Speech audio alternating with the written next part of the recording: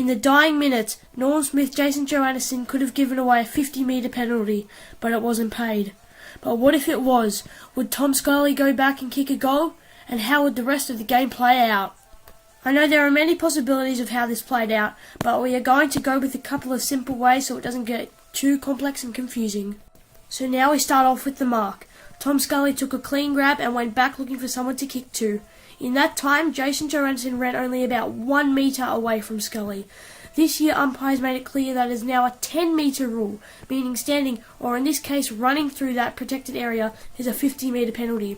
And maybe if you're thinking the umpire somehow forgot about the new rule, well, last year it was still 5 metres. Johannieson ran about a metre close, let alone 5 or even 10. So now we come to the question, what if Tom SCULLY was paid that 50-metre penalty? Now we have many possibilities here.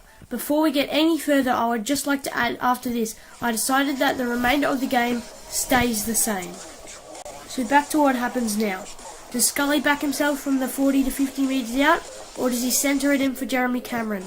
As I mentioned, I am going to keep this as simple as possible, so passing it to Cameron will cause a pack and eventually a ball up.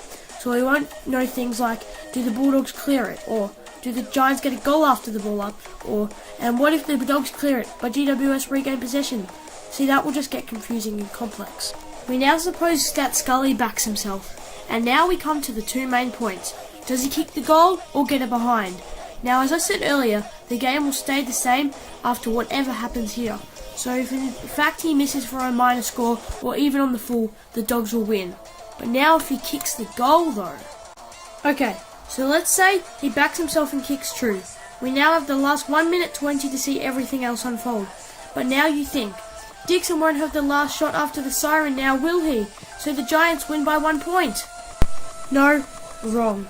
Dixon takes the mark with around 30 seconds left. We just took off 30 seconds, so pretty much he marks on the siren or just before, so he still has his shot. If he kicks the goal, the Western Bulldogs make the grand final and will win, just like normal. But as we said, the remainder of the game is the same. So now that he misses, we have a draw. So what happens now? Well, the AFL have now introduced overtime, so we will play that. This is incredibly hard to predict as there is no AFL game simulator, but if the Bulldogs win, we have what actually happened. Dogs by 22 points, as we said with Dixon's kick on the siren. But if the Giants win in overtime, we have an all-Sydney grand final. Who would win? After checking the form their teams were in and win-loss records at the MCG and against each other in this season, I came to a conclusion. The Swans have been pretty inconsistent in close games this year, but if they had a comfortable lead over a goal, let's suspect, I think they could win. So I predicted the Sydney Swans to beat the Greater Western Sydney Giants by 10 points.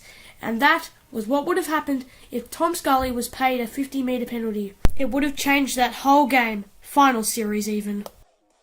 Thanks for watching. Please tell me your opinion about this in the comments below, and make sure to hit that like button and subscribe.